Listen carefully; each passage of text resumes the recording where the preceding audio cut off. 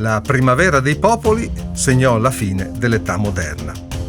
Al congresso di Vienna 1814-15 le principali potenze che avevano debellato Napoleone, cioè Inghilterra, Russia, Austria e Prussia, ma con un occhio di riguardo alla stessa Francia, sempre basilare per gli equilibri europei, vollero ridisegnare l'assetto europeo, reintrodurre gli ordinamenti assolutistici dell'antico regime e così facendo pacificare il continente dopo i terremoti della Rivoluzione francese e delle guerre napoleoniche.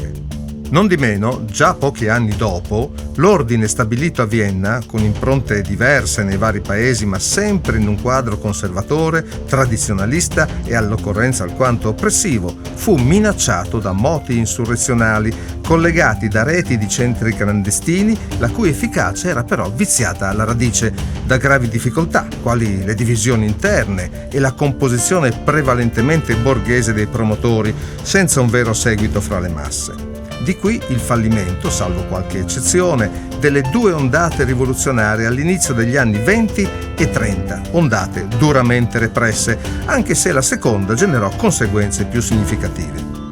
Si dovrà giungere in ogni caso al 1848, segnato anche da un'acuta crisi economica, per vedere sollevazioni così estese, rapide e intense da sconquassare l'Europa, nonostante, anche in questo caso, l'infausto esito finale. Richieste di costituzioni, di libertà politiche, richieste di democrazia, assieme a spinte autonomistiche e di emancipazione nazionale, tutte cose che accesero nelle capitali formidabili e contagiose dimostrazioni finalmente popolari e non di rado in contrasto con le forze democratico-borghesi, presto sfociate tutte queste lotte in scontri armati e con obiettivi non più solo politici ma anche sociali. Il 48, d'altronde, la cosiddetta primavera dei popoli, è altresì l'anno del manifesto del Partito Comunista e per questi e altri motivi rimane forse la data fatidica per marcare